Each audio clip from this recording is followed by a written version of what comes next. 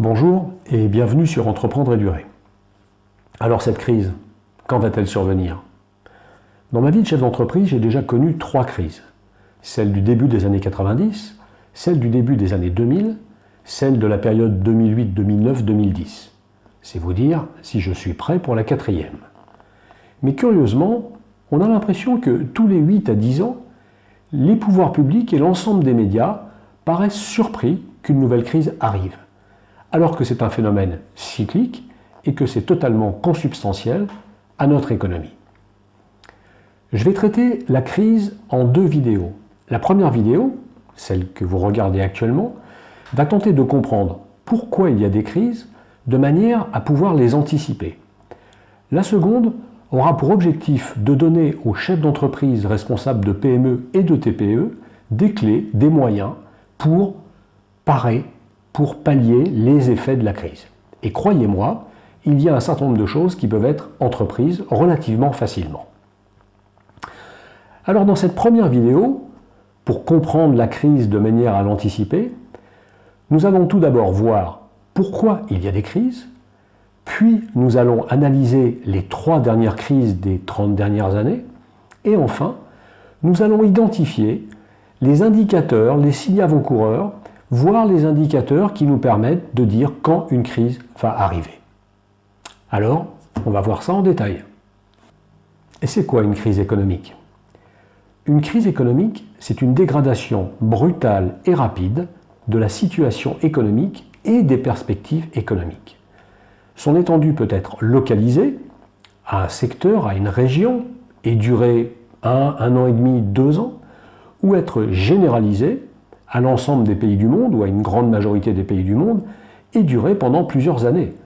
On parle alors de ralentissement économique, dans le meilleur des cas, dans le pire des cas, de récession économique, sans parler d'un phénomène tel que la Grande Dépression des années 30.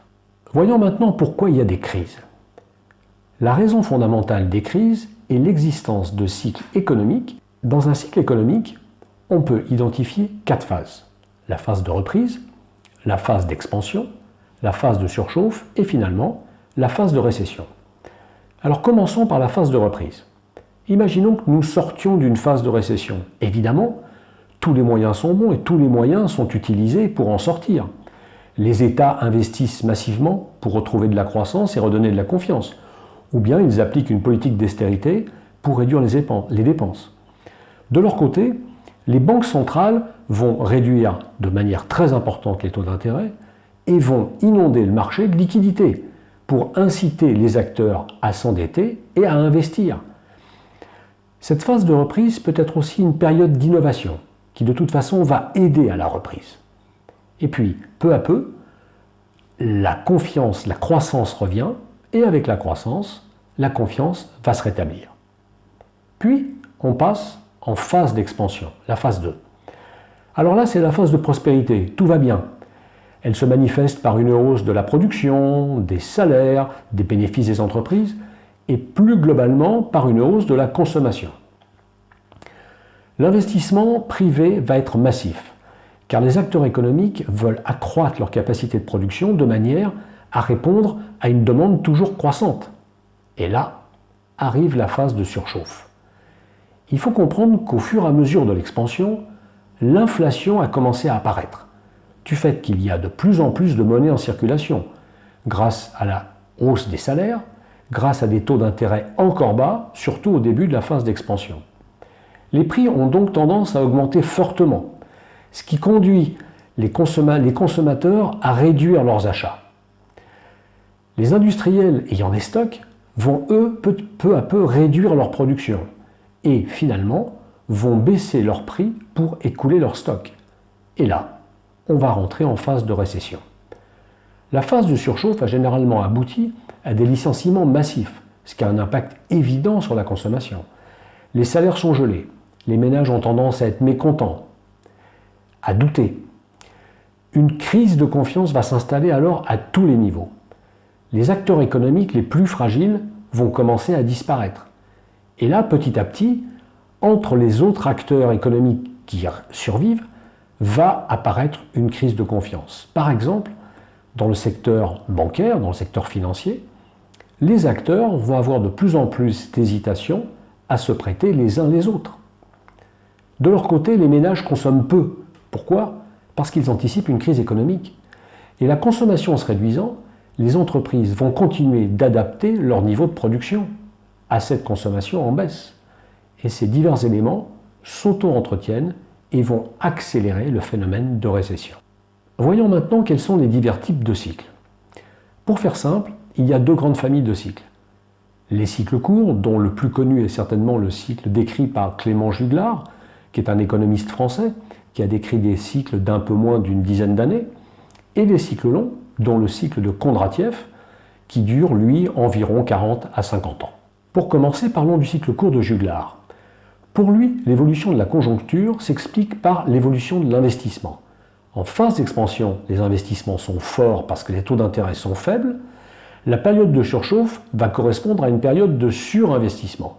Puis peu à peu, avec l'évolution et l'élévation des taux d'intérêt, pour freiner l'inflation, la demande de crédit diminue peu à peu et l'investissement va devenir moins important. Et là, on va rentrer dans une phase de récession. Pour Kondratiev, en revanche, la phase d'expansion ne peut naître que d'une innovation majeure qui va révolutionner notre environnement et qui va faire émerger des innovations secondaires. Ces innovations vont générer de la demande, de la croissance, par la création de nouveaux marchés et par des investissements massifs qui vont être indispensables pour soutenir ces investissements, pour soutenir ces innovations. Et quand le marché va atteindre une phase de saturation, on va progressivement entrer en récession. À titre de mémoire, à titre d'illustration, voici au cours des 2 derniers siècles quelles ont été les innovations majeures. Tout d'abord la machine à vapeur, puis le chemin de fer, la voie ferrée, puis l'automobile, puis l'électricité, puis l'aviation, puis l'électronique, et enfin, il y a quelques dizaines d'années seulement, les technologies de l'information. Alors passons maintenant à la description des crises récentes et à leur impact. Alors pour commencer, prenons la crise des années 90, du début des années 90. La France et l'Europe en général commencent à entrer en récession en 1990, avec un effet retard sur les pays anglo-saxons qui étaient déjà en récession depuis 88 ou 89. Début 90, l'activité ralentit, puis se détériore fortement avec le début de la guerre du Golfe. La chose semble se stabiliser en 91, mais en 92, à nouveau, cela se ralentit avec la baisse de la demande venant du marché allemand et avec les problèmes qui commencent à apparaître au sein du système monétaire européen. Vous me direz déjà. L'activité des secteurs de l'industrie et du bâtiment baisse respectivement de 4 et de 5% en 1993. L'immobilier qui avait connu une forte poussée, disons spéculatrice, principalement en région parisienne, se retourne. J'ai le souvenir à cette époque, j'habitais en région parisienne, d'appartements qui, en l'espace d'un an, ont perdu 30% de leur valeur sur Paris. Le nombre de défaillances d'entreprises, de petites entreprises, explose. Nombre de sociétés de services, y compris dans le service aux entreprises, disparaissent, tels que des conseils en communication, des conseils en recrutement, des conseils en management. Mais il ne faut pas oublier que cette crise n'épargne pas non plus les grandes entreprises. Rappelons-nous les mésaventures du Crédit Lyonnais, qui avait tellement de créances pourries qu'il a dû les mettre dans une structure de défaisance qui d'ailleurs était en grande partie garantie par l'État. Passons maintenant à la crise du début des années 2000. Alors cette crise est connue sous le nom de la crise des dot-com, ou on va dire l'explosion de la bulle Internet. C'est une crise qui apparaît en mars 2000, et pour vous donner un ordre de grandeur, entre mars 2000 et mi-2002, la bourse américaine, le Nasdaq, qui était l'indicateur des sociétés de technologie, a baissé continuellement. D'ailleurs, les États-Unis sont entrés en récession pendant le 2e et le 3e trimestre 2001. En France, même si cela a été de manière moins sévère que pour la crise précédente et pour la crise qui va suivre, l'activité en a quand même été affectée de manière durable. Avec le chômage qui a commencé sa remontée à partir de la fin 2001, début 2002, et surtout, en 2003, le début de l'effondrement de notre industrie. À titre d'anecdote, je me souviens, en 2003, mon premier client qui représentait une part importante de mon chiffre d'affaires a arrêté de passer des commandes et n'a pas passé de commandes pendant 9 mois. Je peux vous assurer que ça m'a interpellé et que ça a provoqué des nuits compliquées. Passons maintenant à la crise de 2008, 2009, 2010. Alors cette crise en fait commence par une crise financière qu'on a appelée la crise des subprimes en 2007. En fait les subprimes c'était tout simplement des créances complètement douteuses, des créances pourries qui étaient liées à des prêts immobiliers qui de toute façon n'auraient pas pu être remboursés puisqu'ils avaient été faits à des ménages non solvables. L'ensemble de ces prêts avait été titrisé, mis dans des produits financiers et à un moment donné tout ça a explosé. Ça a été suivi un an après d'une crise très profonde du système bancaire et du monde de l'assurance. Très vite, les bourses ont commencé à plonger. Certains établissements ont été sauvés par les États. Aux États-Unis, par exemple, c'était le cas de l'assureur AIG ou des sociétés de financement immobilier Freddie Mac ou Fannie Mae. D'autres ont été rachetés, telle la banque Wachovia, et d'autres encore ont disparu, tel le fameux Lehman Brothers. La plupart des pays sont entrés en récession. Les États-Unis dès la fin 2007, puis une grande partie des pays européens en 2008 et enfin la France en 2009. Les seuls pays qui s'en sont vraiment sortis pendant cette phase ont été la Chine, la Russie et l'Inde. Ça donne quand même à réfléchir. Quelques faits marquants qui concernent la France suite à cette crise de 2008-2009. En 2008, le nombre de chômeurs en France était d'environ 2 millions. Actuellement, 10 ans plus tard, nous en sommes allègrement au-delà des 3 millions. Depuis 2008, le PIB par tête, le PIB par habitant en France, a baissé en euros constants. Depuis 2008, le PIB français marchand, c'est-à-dire hors activité des administrations publiques, a baissé en euros constants. Et tout ça, malgré des injections massives de liquidités dans l'économie européenne et des taux d'intérêt qui étaient ridiculement, historiquement bas. Plus grave selon moi, la prochaine crise va nous cueillir alors que nous sommes en situation de faiblesse. Alors voyons maintenant s'il est possible d'anticiper ces crises. Alors nous avons vu que les crises sont cycliques et il n'y a aucune raison pour que ce cycle s'arrête. Donc une autre crise va arriver. La question c'est quand ? Commençons par voir les germes de la prochaine crise. Lorsque la crise des subprimes est apparue aux États-Unis en 2007, la Fed, la Federal Reserve, donc l'équivalent disons de la Banque centrale américaine, a très vite réagi. Certainement en souvenir de 1929, époque à laquelle la Fed avait tardé à réagir et ça avait provoqué un effondrement des institutions financières et la grave dépression que tout le monde connaît. Donc, en 2007, après un abaissement des taux directeurs à zéro, la Fed a commencé à faire tourner la planche à billets verts. Et entre 2008 et 2014, elle a injecté plus de 2400 milliards de dollars dans le système bancaire, c'est-à-dire à peu près l'équivalent du PIB français. Mais pour ne pas être en reste, la Banque centrale européenne, la BCE, a pris le relais et a donc commencé par ramener ses taux directeurs pratiquement à zéro et, avec son programme de rachat d'actifs, a injecté entre 2015 et la fin 2018 plus de 2500 milliards d'euros dans le système bancaire de la zone euro. C'est-à-dire qu'en cumulant les deux zones, on assiste à en fait une injection, on a constaté une injection de plus de 5000 milliards de dollars. Cette manœuvre a bien sûr abaissé fortement les taux d'emprunt pour tous les acteurs économiques, mais a par exemple, en contre-coup, fait grimper le prix de l'immobilier et a développé une bulle spéculative sur les bourses. Les banques centrales pensaient que les banques allaient principalement prêter cette manne aux professionnels, aux entreprises et aux particuliers pour relancer l'économie. Mais déjà, les consommateurs n'ont pas retrouvé la confiance qu'ils avaient avant cette crise, malgré des taux de crédit à la consommation au plus bas depuis des décennies, voire des taux jamais vus. Voyons maintenant quelques indicateurs qui, pour moi, sont aveuglants. C'est l'existence de bulles. Alors, nous avons vu que l'idée de départ des banques partait d'une bonne intention. Mais les banques ont profité de cet argent pour spéculer sur les marchés, pour investir et donc contribuer à la création d'une bulle financière. 2. Les grandes entreprises ont profité de cet argent pas cher pour racheter leurs propres actions et donc contribuer aussi à leur manière à la spéculation sur les bourses.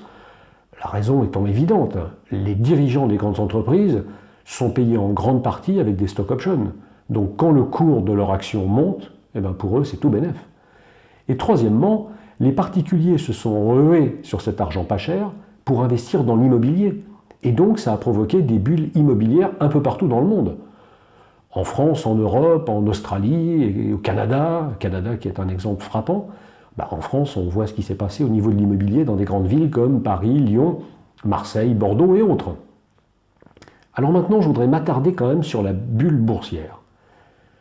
Au-delà du PER que l'on connaît, qui est le Price Earning Ratio, qui est le rapport entre la valeur boursière d'une entreprise et son bénéfice net, il existe un indice un petit peu plus fin, qui est le CAPE, qui est en fait le rapport entre la valorisation boursière de l'entreprise et la moyenne pendant 10 ans de ses bénéfices nets. En août 1929, le CAPE avait une valeur de 31. En moyenne, le CAPE a une valeur de 17. Lorsqu'il se trouve à peu près entre 15 et 17, c'est signe d'une période de beau temps économique. En octobre 2018, le CAPE avait atteint 29, soit presque son niveau de août 1929. Pour aller plus loin et anticiper quand est susceptible d'arriver une nouvelle crise, intéressons-nous à un indicateur avancé très intéressant qui est l'inversion des taux directeurs entre le coût de l'argent à 10 ans et le coût à très court terme à 3 mois. Alors pour être plus précis et plus factuel, je vous propose que nous passions quelques instants sur un graphique qui est proposé en fait par la Federal Reserve de Saint-Louis sur un site qui s'appelle Fred. Je mettrai d'ailleurs un lien vers ce site dans la description de la vidéo. Alors vous avez sous les yeux un graphique qui démarre il y a un peu plus de 35 ans, en 82. Et en fait, la courbe représente la différence entre le taux à 10 ans et le taux à 3 mois. Par exemple, si on prend la période août 1982, cette différence était de 4%, c'est-à-dire que le taux à 10 ans était 4% plus cher que le taux à 3 mois. Vous voyez en fait dans les périodes, on va dire, de fonctionnement à peu près normal, on va dire cette zone-là qui va par exemple de 82 jusqu'à 87, eh bien on voit que les différences se baladent entre 1 et 3,5, maximum 4%. À nouveau dans cette période-là, vous voyez, dans une période entre guillemets plutôt normale, on voit toujours qu'il y a une différence nettement positive. En revanche, si on prend les 3 périodes de crise dont j'ai parlé précédemment, que vous voyez ici dans des zones grisées, à savoir la crise du début des années 90, la crise du début des années 2000, et enfin la crise de 2007, on va dire 2007, 2008, 2009, eh bien, ces crises ont chaque fois été précédées, 12 à 18 mois plus tôt, par une inversion de taux. Et vous voyez ici, par exemple, en mai 89, l'inversion de taux était telle que le taux à 3 mois était 0,32% plus cher que le taux à 10 ans. Vous l'avez ici, c'est encore plus net. La différence en novembre 2000 est de 0,73. Et à nouveau ici, vous voyez, signe annonciateur, en novembre 2006, puis en février 2007, donc bien avant le crack, eh bien, les taux, la différence de taux était de moins 0,60. Donc, ce graphe nous incite à penser que chaque fois qu'il y a une inversion de taux, la crise arrive 12 à 18 mois plus tard. Maintenant, si on se réfère à la période actuelle, eh bien, on constate qu'en fait, la différence de taux se rapproche très dangereusement de zéro. En mars 2019, elle était quasiment de zéro. En avril, elle est redevenue légèrement positive. Mais vu le trend que l'on peut observer, on peut s'attendre à ce que pendant le trimestre actuel, à savoir avril, mai, juin 2019, à nouveau, on assiste à une inversion de taux. Ce qui voudrait dire que on pourrait s'attendre à une crise entre la mi-2020 et la fin 2020, à savoir sur le deuxième semestre 2020. Alors bien sûr, Cet indicateur n'est pas infaillible. Je veux dire, il ne faut pas prendre pour argent comptant. En revanche, je pense que ce serait un peu léger de le négliger. Alors voilà, j'en ai terminé avec cette première vidéo sur les crises. Dans la prochaine, nous allons voir comment un chef d'entreprise, responsable de PME ou de TPE, peut se préparer à la prochaine. Et croyez-moi, il y a des solutions à mettre en œuvre qui ne sont pas si difficiles que cela. Si cette vidéo vous a plu, merci de la liker. N'hésitez pas à vous abonner. Je vous dis à très bientôt pour une prochaine vidéo. D'ici là, je vous souhaite une bonne journée. Au revoir.